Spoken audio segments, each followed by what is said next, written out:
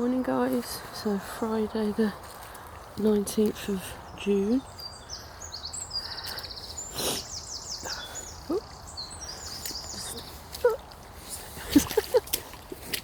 Stepping over the stones and the water and the mud. Oh.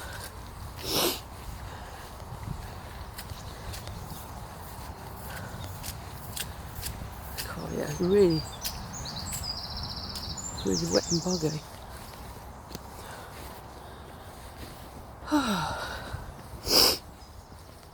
Nice, I've seen it in a long time.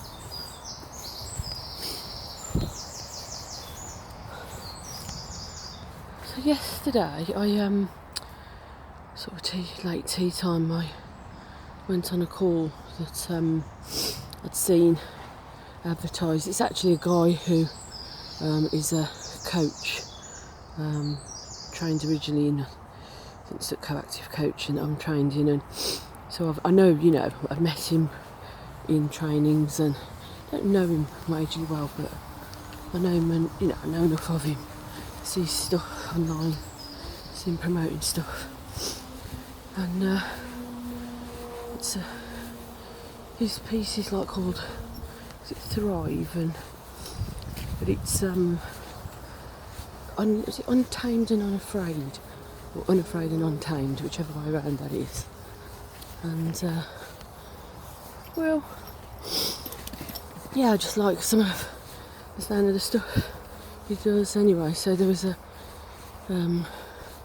call that he was promoting for about an hour and a half on Duality and Paradox and what that means.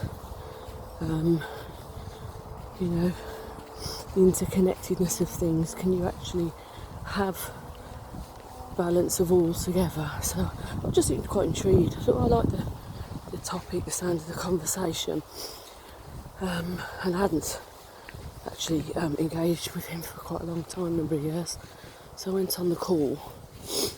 There's about eight of us, so it's quite a nice number, enough to engage, but not too massive, and not too little either.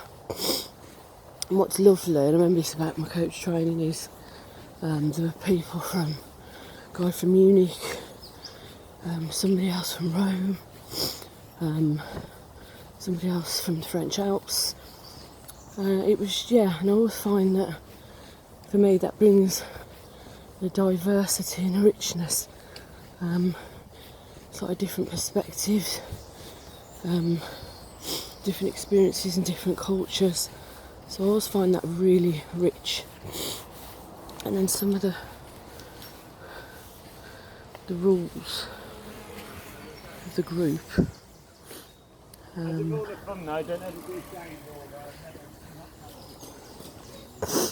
Some of the rules of the group. Come on, Will, leave it. Leave it.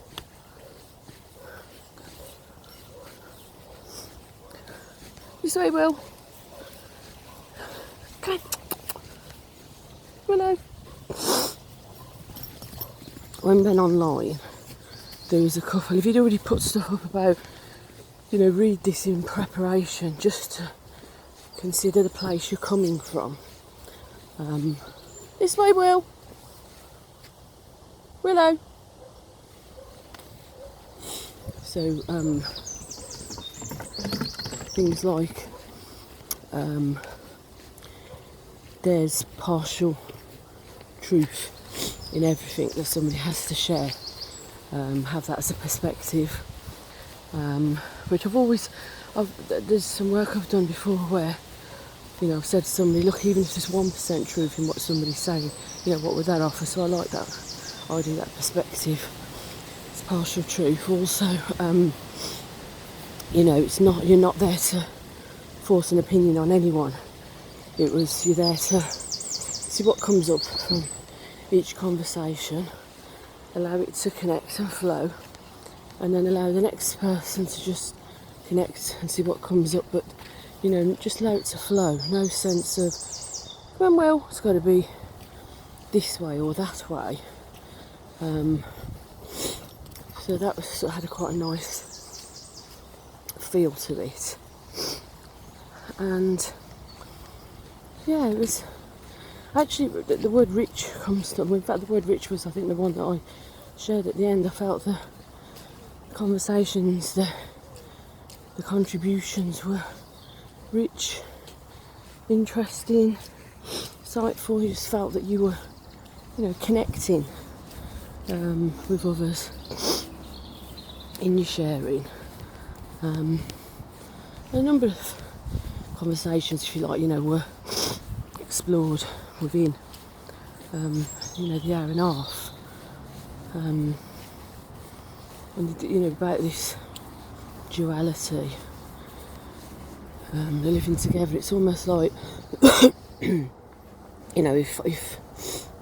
if I'm coming from, say, a place of I'm right, sometimes by definition or default almost, then it means that if I'm right, by definition or default, you're wrong. Whereas, come back to the partial truth in everything.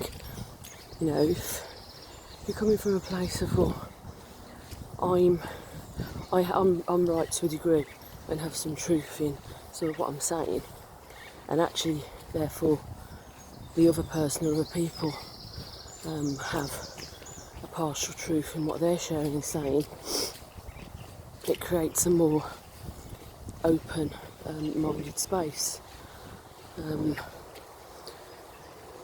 Whereas often, if you're coming from a I'm right and the other person's coming from a I'm right, it's this quite divisive, defensive stance which can become aggressive. And I think that's why when I was sort of thinking about other things that were have been happening the last sort of week or two, for example, the piece with the statues, this will leave them up and we will defend them, and protect them no matter what. And then there's let's take them down and get rid of them because we don't like what they stand for and the history behind that. And personally, I actually really did and do. I like the idea of rather than erasing something, because I think that in itself can still be an education, is when people are talking about putting plaques up so that you actually have what I would come back to what I would call each truth from a different stance, a different perspective. It's a different it's a part of the story which actually in essence can still then create more of a whole picture rather than it being this piece or that piece, or it's this piece, therefore erase and take that piece out. That somehow, I think, not only does it not feel right to me, I think also it can create them more angst and defensiveness and agitation and anger.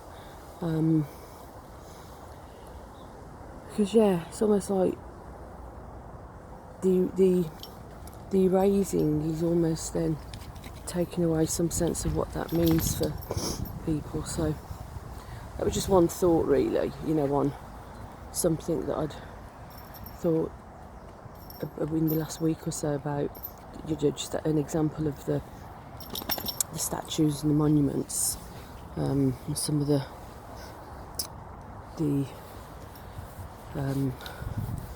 angst that was going on around that. So it comes back to that, how important it is in so many ways, I think, to be able to try and enable the whole picture, the full spectrum. So if you go from a spectrum of dark and light, and within the whole middle spectrum there's all these different shades, and actually I think I wouldn't even see it as like a straight line linear. I think it's more feels more appropriate for it to be sort of almost in a circle. So the light, we go from the light to the dark, is within the whole of the circle, and the different shades are also within the middle of that as well. It feels like then it has a richer place to explore. And also the word a couple of times that sort of comes up is balance as well. Creating that balance. And the notion of revisiting stories that actually, by definition of people changing and society and culture changing, to revisit the story and have a different thought, a different idea, a different perspective can equally offer something else to it as well, because new ways of being are needed, well, to be able to develop and evolve and live a life that, you know, is needed now, that maybe couldn't have been lived or wasn't appropriate, you know, 20, 50, 100, 500 years ago. So lots of thoughts, if you like, do you know what I mean? Bits that spark off other thoughts, other ideas. And yeah, just always be mindful if you listen to this, you know, of also, what does that make you think of? How does that influence and inform perhaps your thoughts for your how to live your life and moving forward? I've always said, although I think there's a richness in the difference between us as people and as cultures, and we learn so much from each other, I think when you fundamentally also connect with the things we have in common at a basic level, I think that's also the place, if you like, to go, what I call the meeting place, the place to connect with, and to see yourself in another, actually, as opposed to, well, I don't like your opinion of what you have to say, therefore I'm rejecting that or rejecting you. Because I also think by doing that you're rejecting an aspect of yourself that you're not open to either.